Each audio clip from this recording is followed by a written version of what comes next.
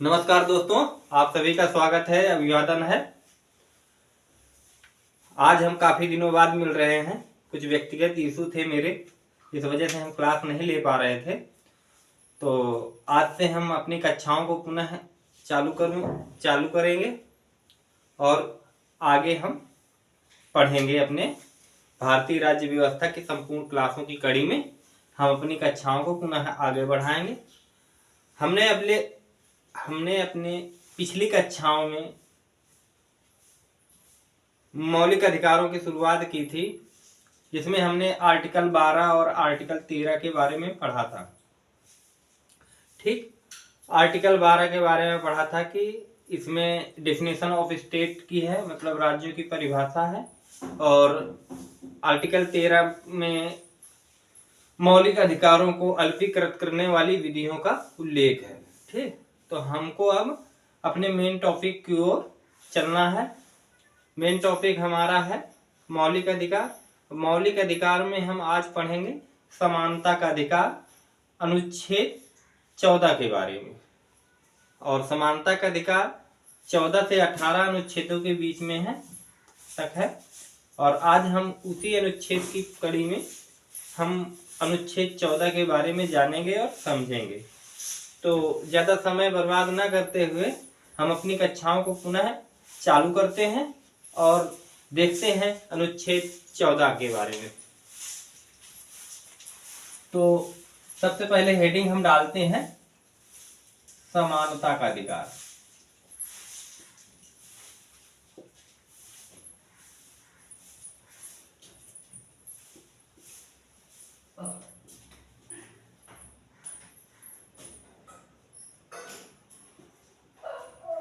समानता का अधिकार, ठीक।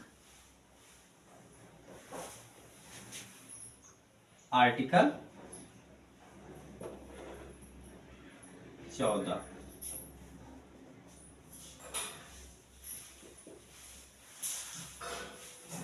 ठीक, आर्टिकल 14 के बारे में हम जानेंगे। पहले हम डिफिनेशन को लिख लेते हैं और फिर लिखने के बाद हम अच्छी तरह से समझेंगे उसके बारे में। ठीक, तो डिफिनेशन ये है, भारत के राज्य क्षेत्र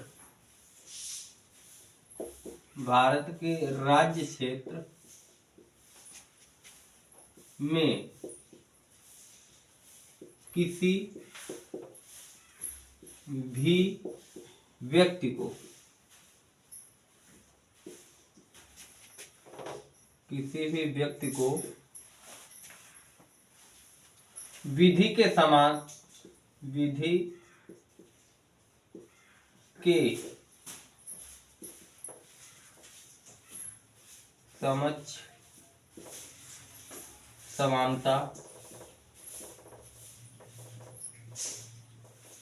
विधि के समक्ष समानता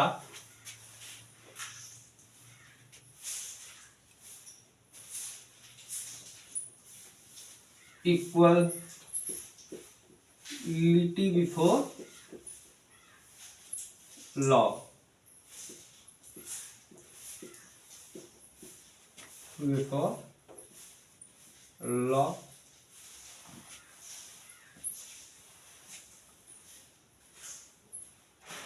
एवं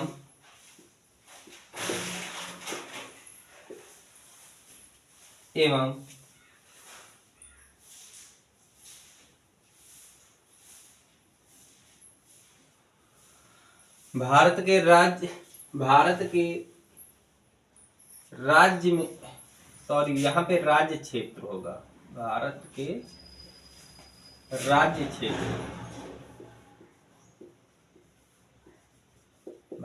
राज्य क्षेत्र में किसी भी व्यक्ति को विधि के समक्ष समानता एवं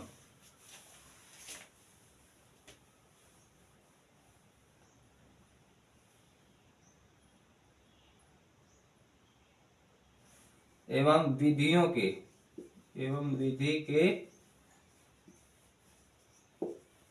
समान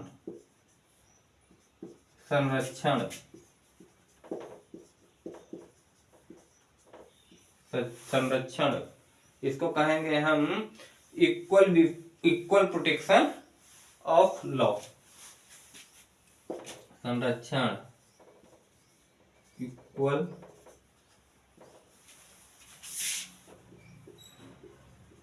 प्रोटेक्शन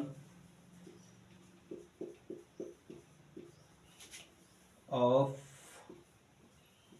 लॉ।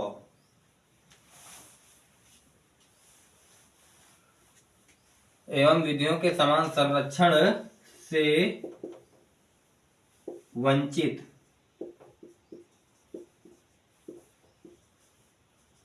नहीं किया जाएगा।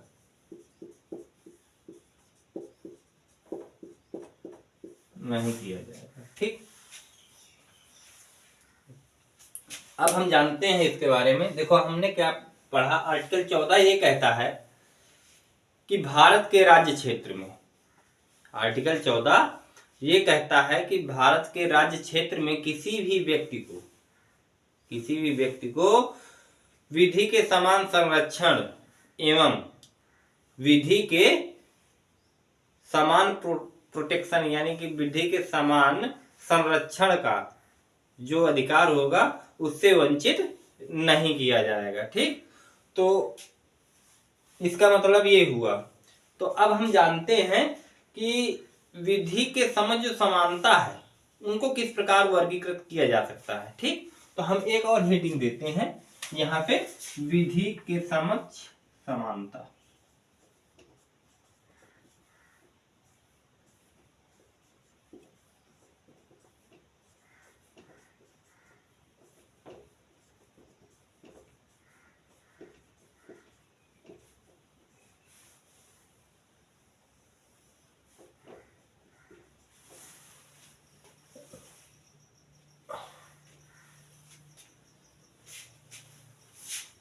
ठीक, अब हम पॉइंट वाइज करके लिखेंगे, पॉइंट वाइज कि क्या है और कैसे है।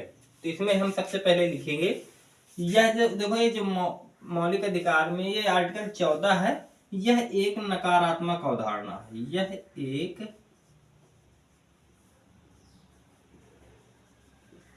नकारात्मक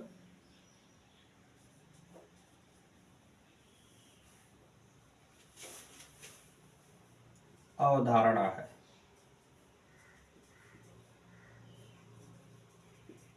अवधारणा है। ठीक, तो इसका अर्थ यह होगा, इसका अर्थ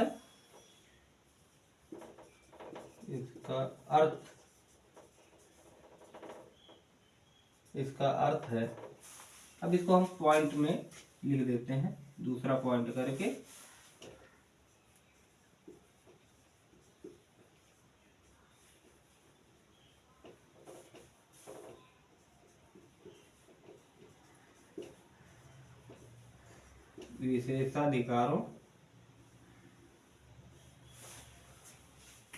विशेषाधिकारों का अभाव।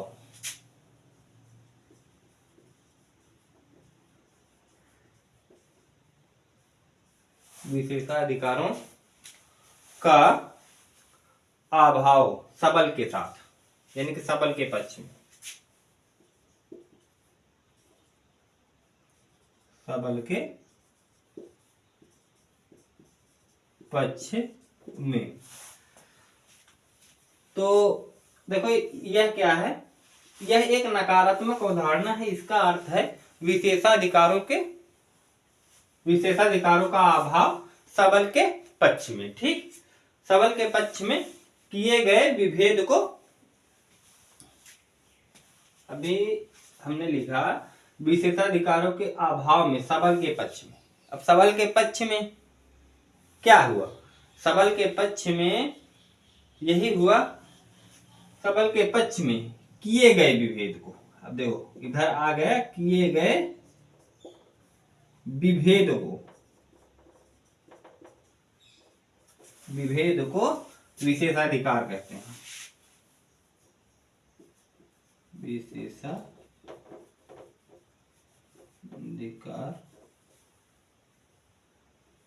कहते हैं।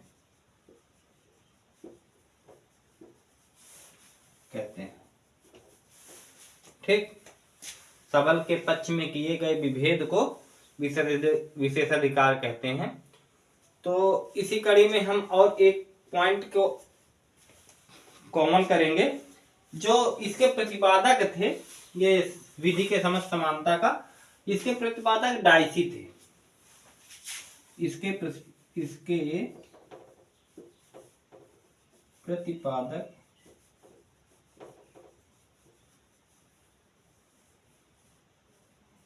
डाइसी थे।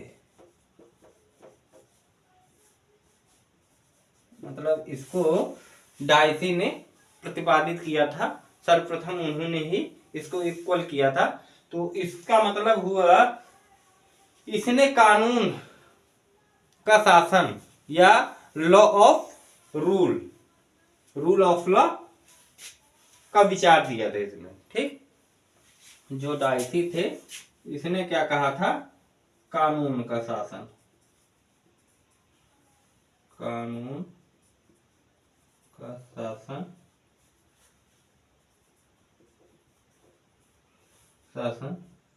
अर्थात रूल ऑफ लॉ की अवधारणा दी थी।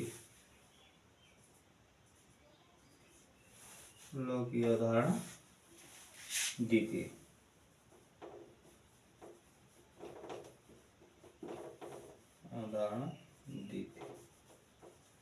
डाइसी। ठीक, अब हम जानेंगे कानून का शासन क्या है। अब कानून के शासन को अब हम पहले इसको मिटा देते हैं, फिर हम इसके बारे में जानते हैं और लिखते हैं।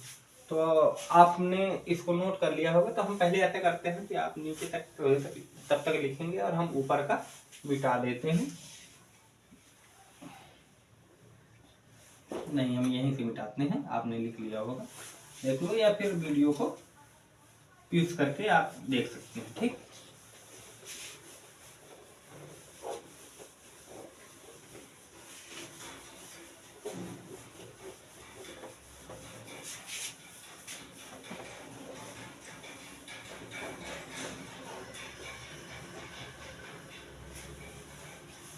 अब हम जानेंगे कानून का शासन क्या है। जो डाइसी ने दिया कानून का शासन, तो हम जानेंगे कानून का शासन क्या है। कानून का शासन। ठीक,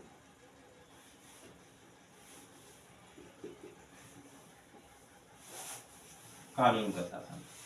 अब पहले हम समझते हैं कानून के शासन के बारे में कि कानून का शासन क्या है। ठीक, कानून का शासन का अर्थ यह है कि कानून की सर्वोच्चता। कानून का शासन का अर्थ यह है कि कानून की सर्वोच्चता, यानी कि शासक कोई भी हो या कानून, मतलब शासन कोई भी करे, पर सर्वोच्चता क्या होगी? कानून की होगी। जैसे मोदी जी हैं, तो मोदी जी क्या कर रहे हैं? शासन जरूर कर रहे हैं, एक सर्वोच्च पद पर जरूर है, पर सर्वोच्चता किस चीज की है? कानून की। अगर मोदी जी कोई क्राइम कर देते हैं तो उनको भी उसी समान मतलब व्यवहार यानी ट्रीट किया जाएगा, उनको भी वही धाराएं लगाई जाएंगी जो आम आदमी पर लगाई जाएंगी। यानी कि शासन कोई भी करे, पर क्या होगा? प्रधानता और सर्वोच्चता जो है वो कानून की होगी। ठीक, तो इसका यही अर्थ है कि कानून का शासन का मतलब होता है सर्वोच्चता कानून की। ठीक, कि शासन करने वाला कोई भी व्यक्ति हो, पर उस पर भी कानून का कानून की सर्वोच्चता होगी। यानी कि वह भी अगर कोई कृत्य करता है ऐसा जो कानून की नजर में गलत है, तो उस पर भी कार्रवाई की जाएगी। तो इसका मतलब ये है कानून की सर्वोच्चता का भाव इसमें निहित है। ठीक, शासन करने वाला व्यक्ति कोई भी हो, लेकिन सर्वोच्चता कानून की होगी। शासन करने वाले व्यक्ति भी कानून के अधीन होंगे तथा कानून उन पर भी लागू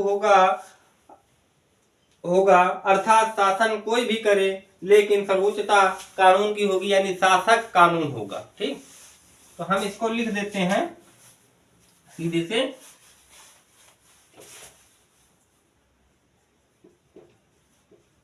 कानून का शासन, कानून का शासन में कानून की सर्वोच्चता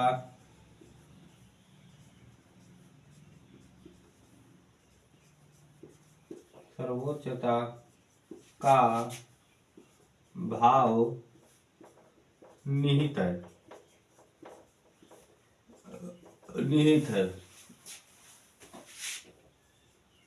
अर्थात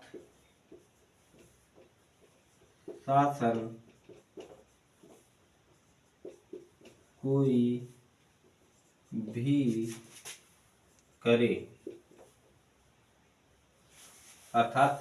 भी करे, परंतु सर्वोच्चता कानून की होगी,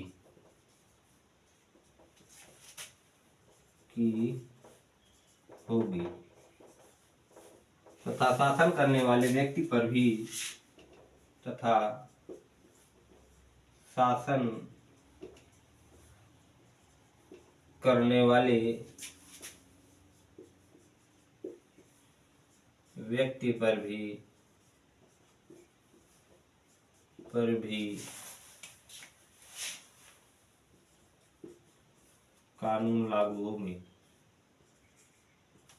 कानून लागू होंगे।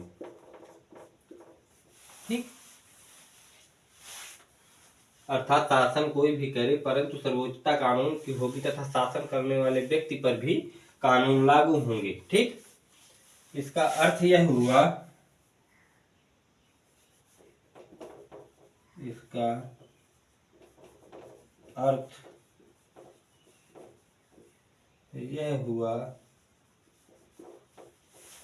कि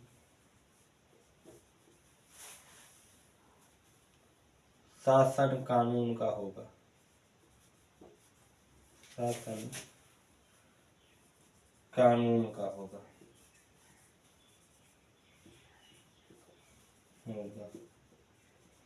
यानी प्रधानता जो रहेगी वो कानून का रहेगी।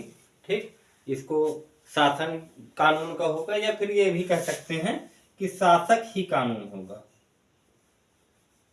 नहीं, कानून होगा।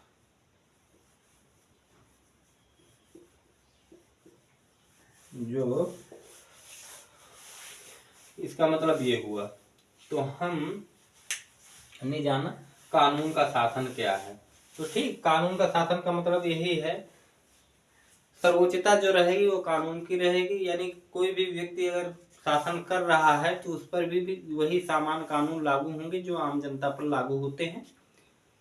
ठीक, अब हम इसका दूसरा पहलू देखते हैं। हमने पढ़ा क्या, कानून के समक्ष समानता हमने पढ़ी। ठीक, यानी विधि के समक्ष समानता हमने पढ़ी। अब दूसरा पहलू है विधि के समान संरक्षण, विधि का समान संरक्षण। तो हम इसके बारे में पढ़ेंगे, इक्वलिटी बिफोर प्रोटेक्शन, यानी कि इसको हम ये भी कह सकते हैं इक्वल प्रोटेक्शन बिफोर लॉ। ठीक, तो हम इसको मिटाते हैं और दूसरा हम लिखते हैं। ठीक, इसका दूसरा पहलू हम जानेंगे क्या है।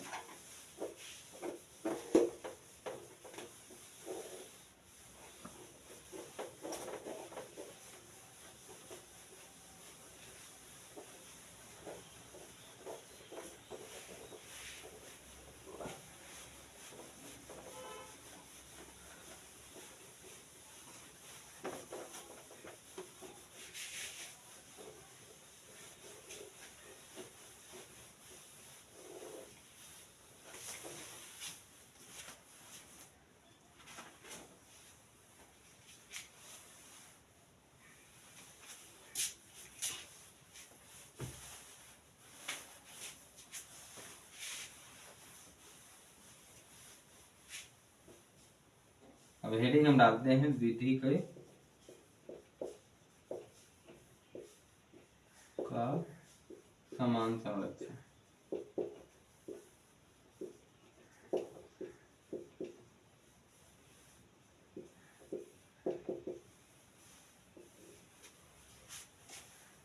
इसका पहला पॉइंट है, ये सकारात्मक अवधारणा है,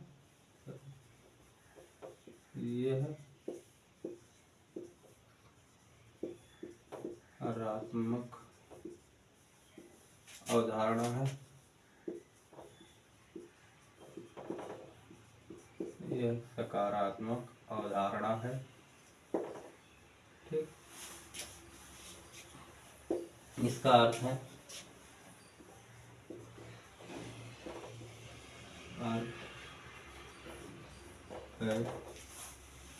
इसका अर्थ है दूसरा मतलब पॉइंट हम लिखेंगे, इसका अर्थ है समान सामान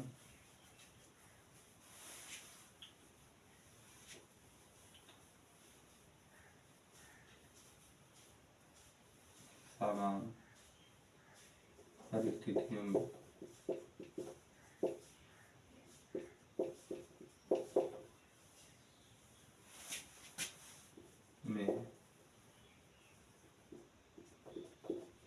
समान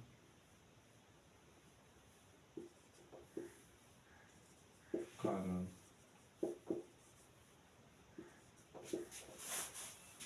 इसका अर्थ है समान परिस्थितियों में समान कानून या व्यवहार करना। इसको हम यहाँ पे ऐसे कर देंगे, या व्यवहार करना,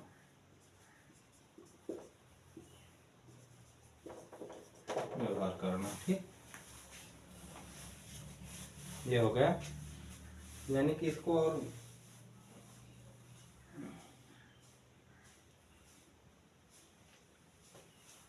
और अगर हम इसको और डिफाइन करना चाहें तो हम ये कह सकते हैं कि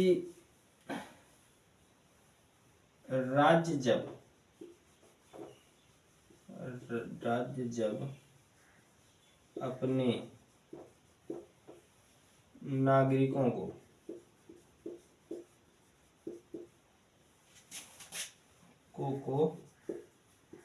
कोई भी सुविधा देगा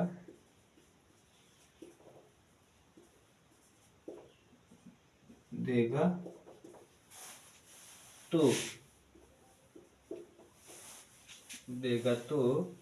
वह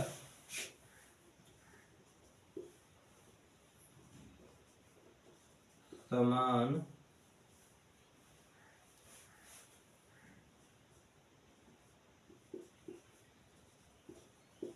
व्यक्तियों के साथ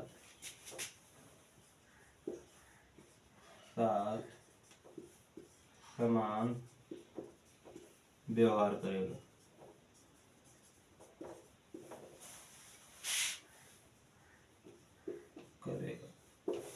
इसको हम इस तरह डिफाइन कर सकते हैं कि समान परिस्थितियों में समान कानून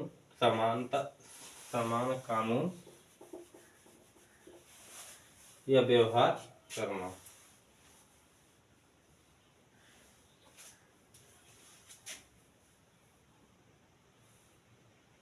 समान परिस्थितियों में समान व्यवहार करना, ये कानून हटा ही दो, समान परिस्थितियों में समान व्यवहार करना। ठीक, जब राज्य जब अपने नागरिकों को कोई सुविधा देगा तो वह समान व्यक्तियों के साथ समान व्यवहार करेगा। ठीक, समान व्यक्तियों के साथ समान व्यवहार करेगा।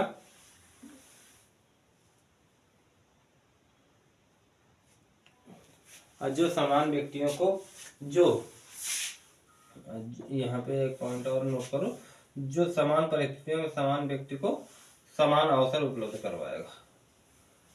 जो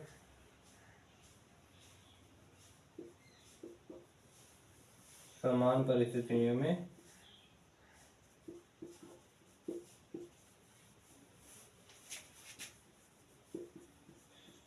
समान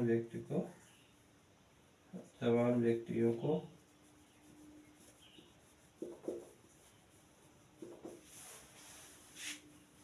अवसर उपलब्ध करवाएगा।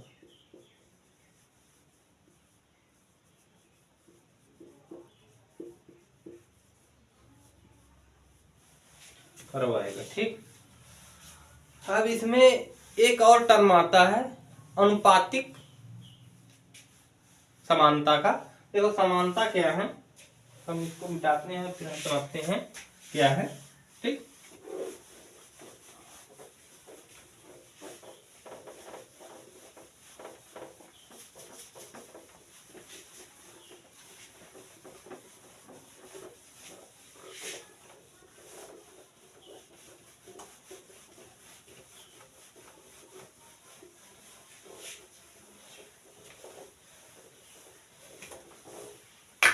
देखो समानता दो प्रकार की है। समानता, ठीक,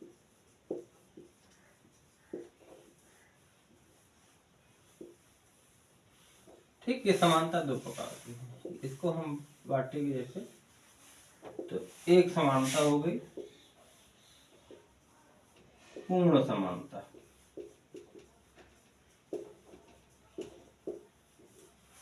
पूर्ण समानता, ठीक। और ये हो गई अनुपातिक समानता, समानता, ठीक, ये हो गई अनुपातिक समानता। ठीक, और हाँ एक पॉइंट उसमें और ऐड कर लेना, जो हमने पढ़ा था विधि के समस्त समानता में, तो यहाँ पे मैं लिख देता हूँ विधि के हम शायद दो या 3 पॉइंट लिखे थे, तो उसे में ऐड करेंगे विधि के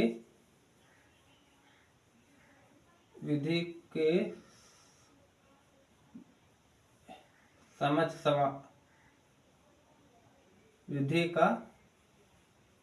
विधि के समान संरक्षण, विधि का समान संरक्षण में लिख देना है।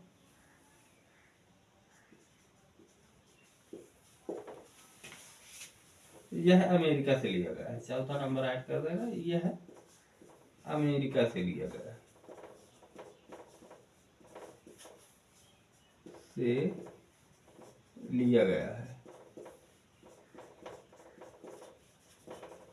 ठीक, ये केवल ऐड कर देना है। ठीक, तो पूर्ण समानता का मतलब होता है, ये हमारे यहाँ नहीं है पर हम इसको थोड़ा सा बता देते हैं। पूर्ण समानता का मतलब होता है सभी व्यक्तियों के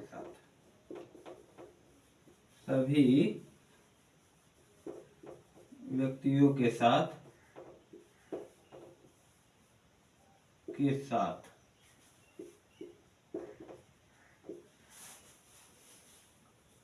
समान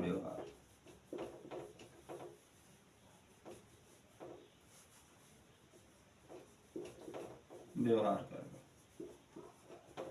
ठीक, जैसे ये ब्रिटेन वगैरह में चलता है, तो जैसे मान लो कि जैसे कि 3 व्यक्ति हैं, एक की हाइट लगभग 3 फुट होगी, दूसरे की हाइट 4 फुट होगी और तीसरे की हाइट 6 फुट होगी। तो अगर किसी भी व्यक्ति को अगर कोई खेल देखना हो मैदान में, तो क्या करेगा, जैसे बाउंड्री है तो बाउंड्री वाल में मतलब अब जो छोटा वाला होगा तो बाउंड्री वाल क्रॉस ही नहीं कर पाएगा, तो यानी कि वो दृश्य देख ही नहीं सकता।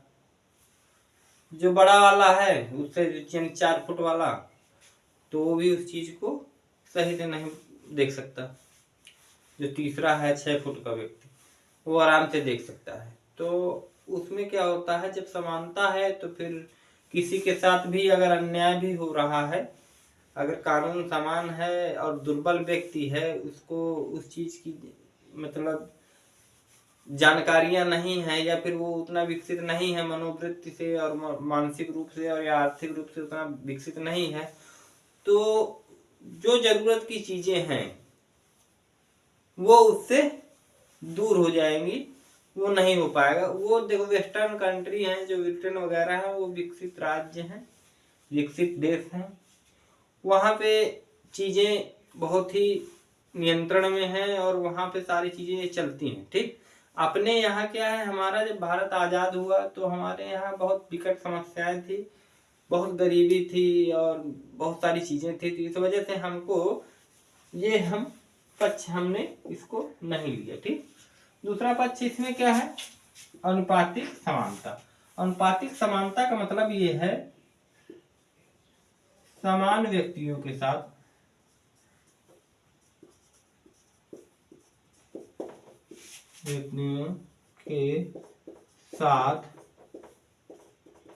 समान व्यवहार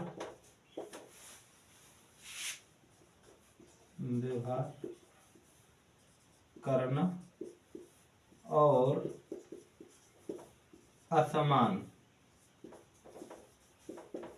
असमान व्यक्तियों के साथ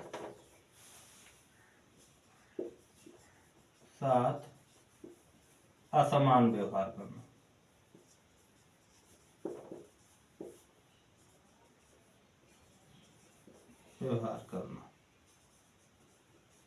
इसका मतलब ये हुआ। ठीक,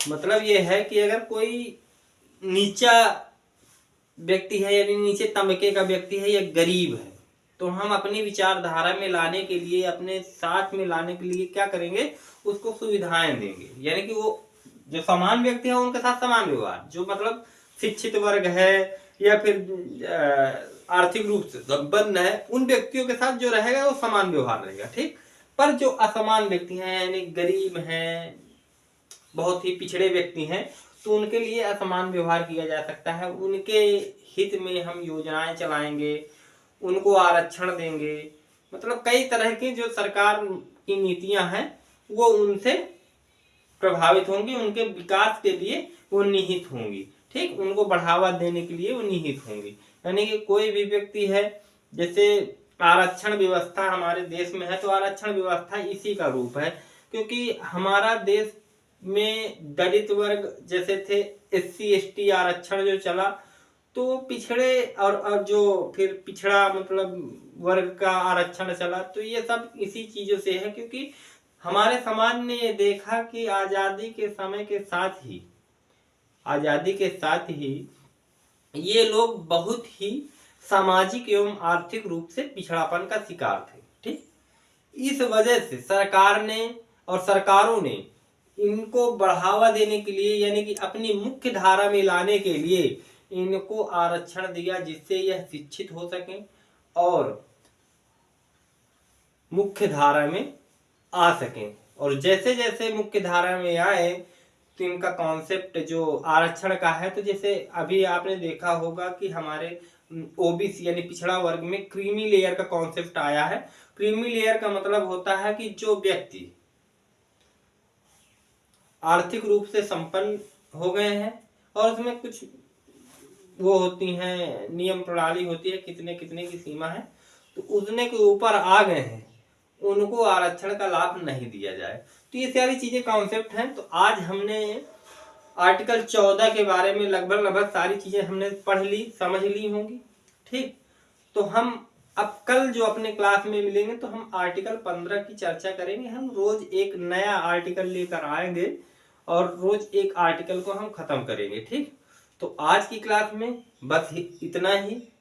तो आगे के लिए आप लोगों से फिर मिलते हैं हम कल आगे की क्लास लेकर। ठीक, और उसमें हम चर्चा करेंगे आर्टिकल 15 की। तो आज बस इतना ही। आप हमसे जुड़े रहे इसके लिए धन्यवाद। आपका दिन मंगलमय हो। ठीक, अगर हो सके और आपको ये वीडियो अच्छा लगे, ज्ञानवर्धक लगे, तो आप इस वीडियो को लाइक करें, कमेंट करें और पूरा देखें, स्किप ना करें, क्योंकि जो भी चीज़ें हैं सारे आपके ज्ञान के लिए और ज्ञानवर्धक चीज़ें ही हैं। तो आप इस वीडियो को पूरा देखें और हो सके तो चैनल को सब्सक्राइब करें। धन्यवाद।